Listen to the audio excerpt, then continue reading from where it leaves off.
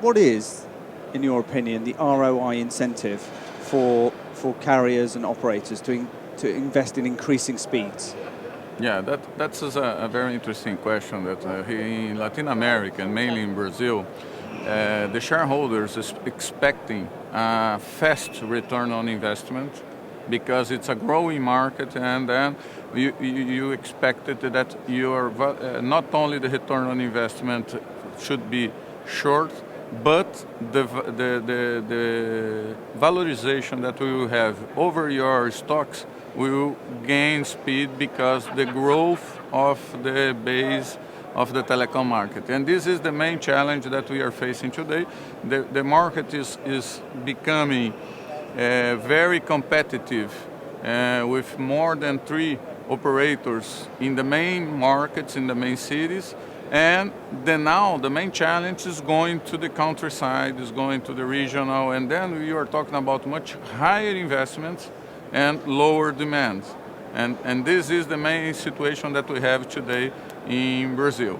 Going to the big cities, that is the typical return on investment in infrastructure if you have a good value-added proposition in terms of product, it's around between 5 to 10 years, but could be even lower than 5 years, because in Brazil you still have a window of opportunity in the infrastructure, because you can build the last mile aerial, not necessarily need to dig the last mile. Then you can own your own network, your own last mile and customer connection.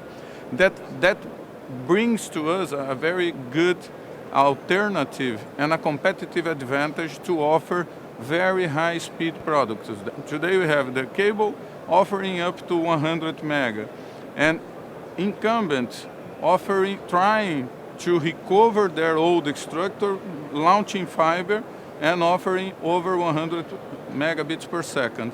And we have 2 carriers attacking with a VDSL, fiber to the home approach, offering up to 1 gig already to the retail market. It means it's very competitive, because you are able, as you are investing in a brand new network, in aerial infrastructure with a very good demand and very concentrated market, you are able to get it back very quickly. What's your perspective on new up-and-coming technologies such as NFV and SDN? It's exciting. It's very exciting, because in the way that the application is evolving and the demanding from the new services, from the new customer that the digital area is bringing to us, it's the cycle of life of the product are very short. All the time you need to put a new application, a new services, and as much as you have a big legacy network, and to change something you need to make a lot of investment and effort in the hardware side. Your flexibility as a carrier is very complicated, and it's bringing to us a situation that's very difficult to be agile. Anything new take normally a cycle of development of over 6 months, 1 year. And the NFV, together with the SDN, will help us and to establish a more standard hardware infrastructure and more flexibility to adapt and to offer different kind of services without need to make a lot of capex investment, a lot of time to prepare the network to support this evolution. I really believe that there is no other way to the carriers to be competitive and to be aggressive and to guarantee that the return on investment will be feasible to the stakeholders.